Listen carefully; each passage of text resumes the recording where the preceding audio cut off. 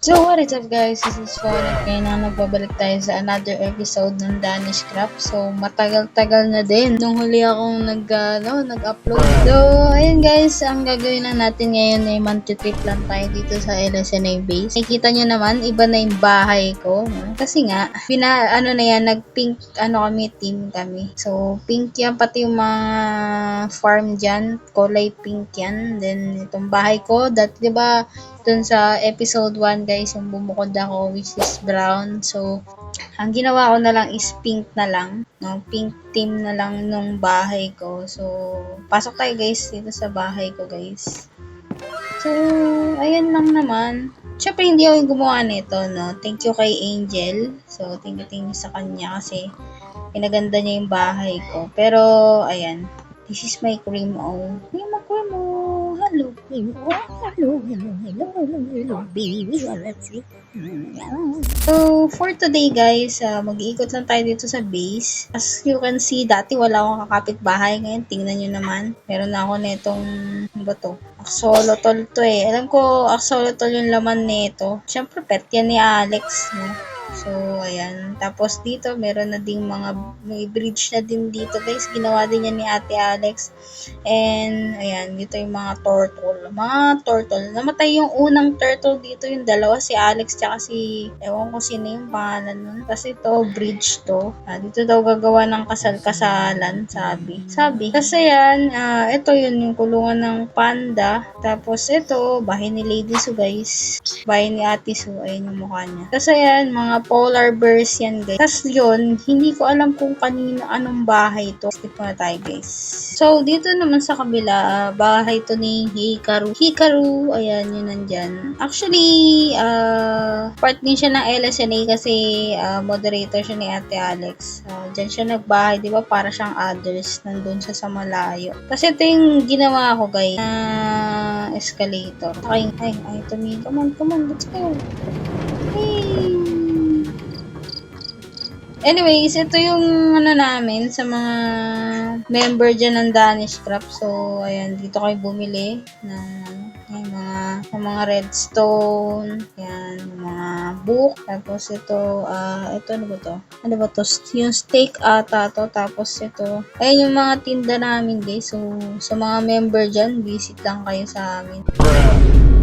Yun lang, picture lang dito sa base namin. Actually, hindi pa to tapos kasi may ginagawang bundok dito. Dito sa part na to, may ginagawang bundok dito, guys. So, na yung farm namin, malaki-laki na siya. Yung mga carrots, watermelon, and cactus, and bamboo. So, ito yung ginagamit ata pang gawa ng paper.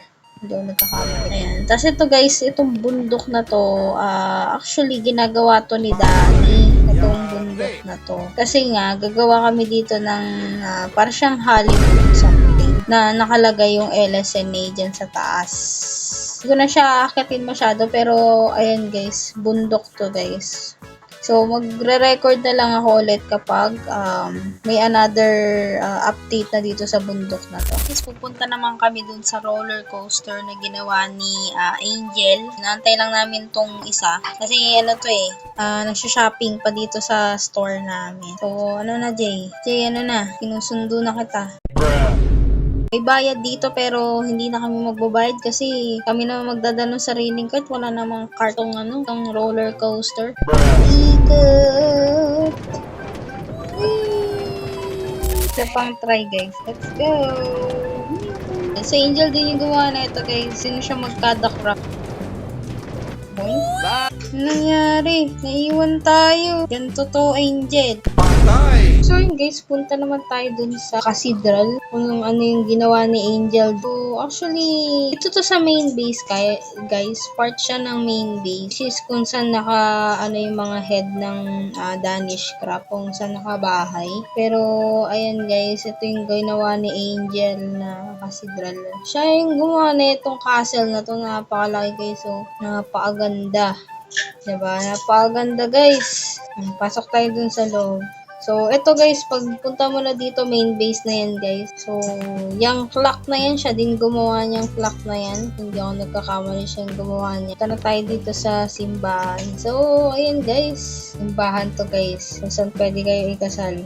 Kung may magjowa man sa Danish Club guys. 1 stock lang ng diamonds per kasal. Tapos sa reception, kami na bahala. Sa reception guys, hindi ko alam eh. May sinasabi si Ate Alex na gumawa daw sila ng reception daw na kung saan pwede mag-reception. Yung totoo. So, kung nahanap ko yun. Tapos si Ate Alex ang gumawa. Siyempre, sisirain ko yun. So, ayun guys, nandito na, bumalik na ako dito sa base. And, ayan. Actually, wala na dito si Ate Alex. Nagpahinga na. And, nakikita niya naman guys sa aking paligid na medyo malinis na. Okay, nilinis namin to kanina kasi nga, medyo pangit tingnan na ang kalat dito sa harap. So, andito na yung mga pet. Tapos yung ibang horse, alam ko, peanut.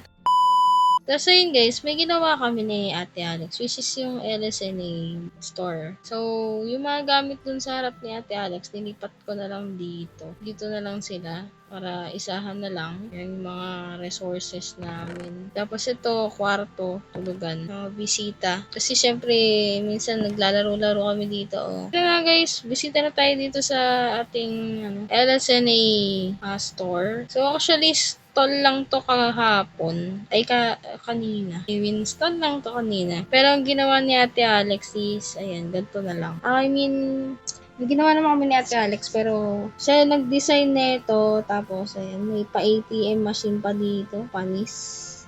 Nakalagay, CCTV inside. Welcome to our store.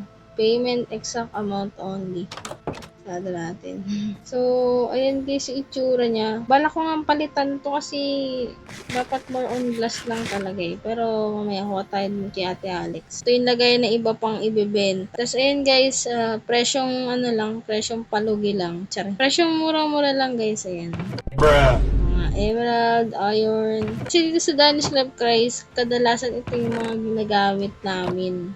Kahit yung ibang players dito ng Danish Cup, ito yung need namin. Okay nila. Mga enchant guys, yan, may mending. Tapos ito, sticks.